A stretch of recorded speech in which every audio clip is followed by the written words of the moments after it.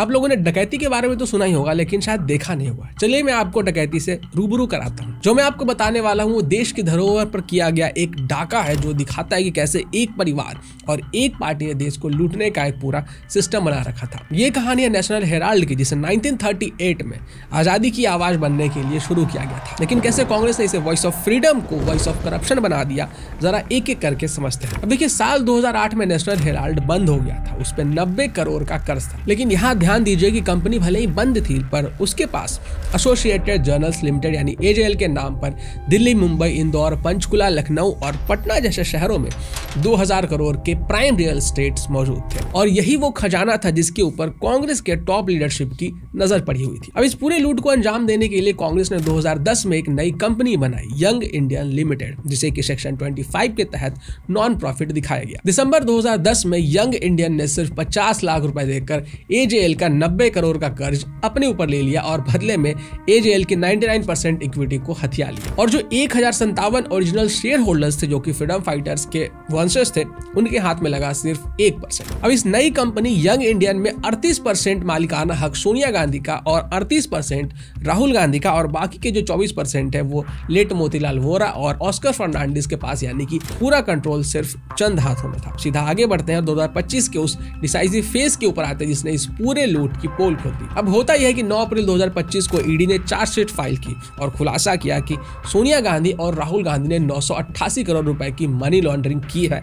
और इस 988 करोड़ का जो ब्रेकडाउन है वो अगर आप सुनेंगे तो आपके पैर के तले से जमीन खिसकने वाली है। इस 988 करोड़ में 755 करोड़ की रियल एस्टेट थी, 90 करोड़ के शेयर्स थे और 142 करोड़ का रेंट इनकम था। ईडी ने बताया कि ये दोनों माँ बेटे नवंबर 2023 तक इन प्रॉपर्टी से आने वाले 142 करोड़ के रेंट को मजे से एंजॉय कर रहे थे, जब तक कि ये प्रॉपर्टीज अटैच नहीं हुई। और फिर इनकम टैक्स डिपार्टमेंट ने पकड़ा कि इन्होंने चैरिटी के नाम पर टैक्स की चोरी की है और 414 करोड़ का टैक्स इवेजन किया है, जिसके बाद की चैरिटेबल टैग भी इनसे छीन लिया गया। लेकिन ये सुनिए कि जो लूट का पैसा था ये आखिर आया कहां से, ये सुनकर भी आपके खून खौलने लगेंगे। ईडी की चार्जशीट में नाम आया तेलंगाना के सीएम रेवंत रेड्डी और कर्नाटका के deputy CM DK Shivakumar का, जिन्होंने अप्रैल 2022 में 25 लाख दिए। चार्जशीट में पवन बंसल और लेट अहमद पटेल का भी जिक्र है। एक कांग्रेस के लीडर अरविंद विश्वनाथ सिंह चौहान ने तो यहाँ तक ये भी कबूल कर लिया कि उन्हें मजबूर किया गया था और उन्होंने 30 लाख बैंक से और 20 लाख कैश अरेंज करके इनको दिए, क्योंकि वो लेट अहमद पटेल की रिक्वेस्ट को मना नहीं कर सकते थे अगर उन्हें एमएलए का टिकट चाहिए।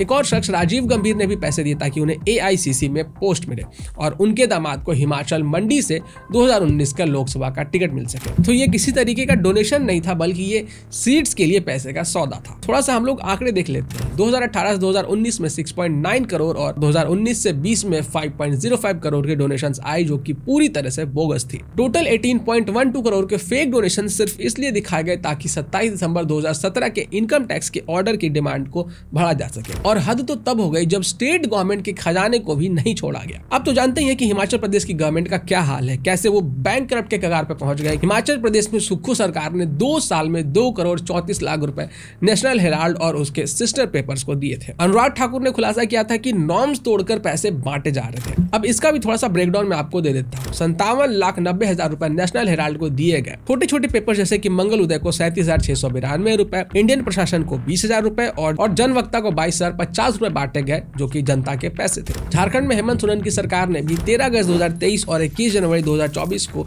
सीएम की फोटो वाले महंगे एडवर्टाइजमेंट्स देकर गरीबों के इन पैसों को इस स्कैम में लगवा दिया। टोटल 29.45 करोड़ के एड्स रेवेन्यू दिखाए गए, जिसमें कि 15.86 करोड़ सीधे कांग्रेस एफिलिएटेड बॉडी से आया था। यहाँ तक कि 38.41 करोड़ का एडवांस रेंट भी दिखा दिया गया बिना किसी एग्रीमेंट के, मतलब सब कुछ एकदम हवा में था। लेकिन देखिए, कानून का जो शिकंजा है वो अब कस चुका है। इस केस की शुरुआत 2014 में हुई थी, जब मेट्रोपॉलिटन मजिस्ट्रेट गोमती मनोचा ने सोनिया गांधी, मोतीलाल वोरा, ऑस्कर फाउंडेशन, सुमन दुबे और सैम पिट्रोदा को समन्स भेजे थे। राहुल गांधी से जून 2022 में लगातार 4 सिटिंग्स में 40 घंटे और सोनिया गांधी से जुलाई 2022 में 3 घंटे में 11 घंटे पूछताछ हुई। और अब 3 अक्टूबर 2025 को दिल्ली पुलिस ईओडब्ल्यू ने एक नई एफआईआर दर्ज की, जो 29 नवंबर को पब्लिक हुई, जिसमें साफ तौर पर चीटिंग और धोखाधड़ी और साजिश के धाराएं लगाए गए। 30 नवंबर 2025 को कोर्ट ने कॉन्स्पिरेसी चार्जेस कांग्रेस पर मुहर लगाई और अब 16 दिसंबर 2025 को फाइनल फैसला आने वाला है। तो ये है कांग्रेस का वो मॉडल जहां आजादी की धरोहर की प्रॉपर्टी को